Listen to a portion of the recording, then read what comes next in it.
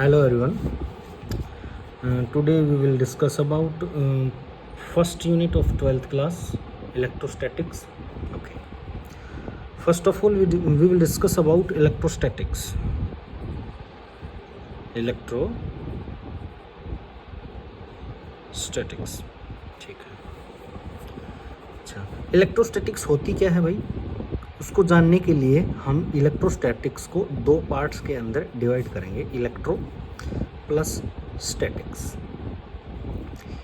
Electro मतलब charges और statics मतलब जैसे हम बोलेंगे स्टैटिक का मतलब एट रेस्ट, किसी भी चीज़ का रेस्ट पे होना, और स्टैटिक्स मतलब स्टडी एट रेस्ट। ठीक है, स्टडी एट रेस्ट। ओके, हम इलेक्ट्रोस्टैटिक्स की जब डेफिनेशन लिखेंगे तो उसके अंदर हम लिखेंगे कि it is the branch of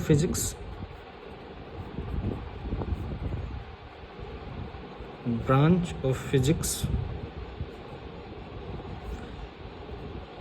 which deals with the study of charge at rest. Okay, static और फिर स्टैटिक्स। स्टैटिक का मतलब अलग होता है और स्टैटिक्स का मतलब फिर उसका मतलब अलग हो जाता है। जैसे मैकेनिक का मतलब कुछ और होता है, जैसे भी जो ऑटोमोबाइल्स वगैरह के अंदर जो काम करते हैं मैकेनिक। अच्छा, मैकेनिक्स ये फिजिक्स की ब्रांच हो गई। उसी तरह स्टैटिक मतलब किसी भी चीज़ का रेस्ट पे होना, और स्टैटिक्स मतलब स्टडी एट रेस्ट। ओके, अब हम डिस्कस करेंगे इलेक्ट्रिक चार्ज। अच्छा, इलेक्ट्रिक चार्ज क्या होता है? अच्छा, the property of a material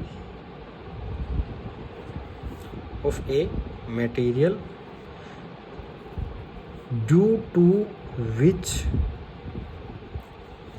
it can exerts electrostatic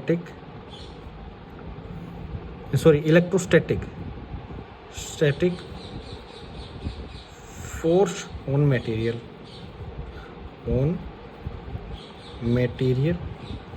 या फिर ऑब्जेक्ट भी बोल सकते हैं।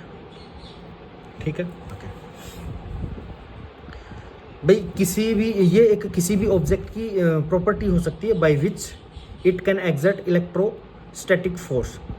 अच्छा, ये इलेक्ट्रोस्टैटिक फोर्स आती कैसे? जैसे मान लो किसी भी ऑब्जेक्ट के अंदर 10 इलेक्ट्रॉन्स हैं और 10 प्रोटॉन्स। ठीक है, अच्छा, इसके अंदर मैं एक इलेक्ट्रॉन ले आऊँ, ज़बरदस्ती ले आऊँ, तो यहाँ पे यानी कि ये 10 इलेक्ट्रॉन और 10 प्रोटॉन इस इलेक्ट्रॉन के आने से पहले न्यूट्रल में थे। दोनों 10 इलेक्ट्रॉन हो गए और 10 प्रोटॉन हो गई, तो इसका मतलब जीरो चार्ज है इसके ऊपर। क्योंकि जीरो चार्ज इसलिए क्योंकि दोनों मिलके न्यूट्रल हो गए, तो इसके ऊपर एक इलेक्ट्रॉन फालतू हो गया। तो इसका मतलब क्या है? इस ऑब्जेक्ट के ऊपर हम ऐसे लिख सकते हैं भाई, इस ऑब्जेक्ट के ऊपर एक इलेक्ट्रॉन, इस ऑब्जेक्ट के अंदर एक इलेक्ट्रॉन फालतू है, तो हम इसके ऊपर ऐसे माइनस का निशान लगा सकते हैं।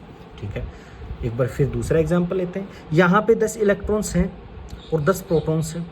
इसके अंदर से मैं एक इलेक्ट्रॉन निकाल दूँ, यानी कि एक इलेक्ट्रॉन निकाल दिया, तो अब ये कैसे एग्जिस्ट करेगा? नो प्रोटॉन नो इलेक्ट्रॉन्स के साथ न्यूट्रल हो गए, लेकिन इसके अंदर क्या है? एक जो पॉजिटिव चार्ज है वो इसके अंदर फालतू है, तो यहाँ पे इसके अंदर हम लगाएंगे पॉजिटिव चार्ज। ठीक है, ओके। अब किसी भी ऑब्जेक्ट के अंदर एक इलेक्ट्रॉन या प्रोटॉन होने के कारण मतलब वो जो इलेक्ट्रॉन या प्रोटॉन फालतू होने के कारण वो इलेक्ट्रोस्टैटिक फोर्स एक्सपीरियंस करता है, और वो एक्सपीरियंस करने के कारण भाई किसी भी दो ऑब्जेक्ट हैं उसके अंदर भाई वो अट्रैक्ट भी कर सकता है दूसरे बॉडी को, या फिर दूसरी बॉडी को रिपेल भी कर सकता है। और इसे ही हम बोल सकते हैं क्या? ये किसके कारण हो रहा है? ये चार्जेस के कारण हो रहा है। अच्छा, एक क्वेश्चन यहाँ पे और उठता है कि यहाँ पे हमने जो चार्जेस हैं वो दो ही प्रकार के क्यों लिए, प्लस और माइनस? क्योंकि प्लस और माइनस इसलिए लिया है क्योंकि हम इनको ऐड करते हैं तो ये न्यूट्रल हो जाते हैं। ठीक है। और ये हमने लिए हैं कहाँ से, मैथमेटिक्स के। मैथमेटिक्स से क्यों, जैसे मान लो हमने यहाँ पे +5 और -5 इन दोनों को ऐड किया तो यहाँ पे क्या जाएगा, 0 आ जाएगा, ठीक है, न्यूट्रल हो जाएगा यानी कि। अच्छा, यहाँ पे है +1 और -1, यहाँ इन दोनों को ऐड करेंगे तो ये भी न्यूट्रल हो जाएगा। अच्छा, अब इन प्लस और माइनस को ही हम ऐड करते हैं तभी न्यूट्रल होता है। हम किसी और को ऐड करेंगे, यानी कि हम इसे जो पॉजिटिव और नेगेटिव जो इनका नाम रखा है, इनकी जगह हम कुछ और नाम रखते तो वहाँ पे उनको जोड़ने पर वो न्यूट्रल थोड़ी होता। इसीलिए हमने इन दोनों का नाम नेगेटिव और पॉजिटिव लिया है, और ये कहाँ से लिया है, मैथमेटिक्स से।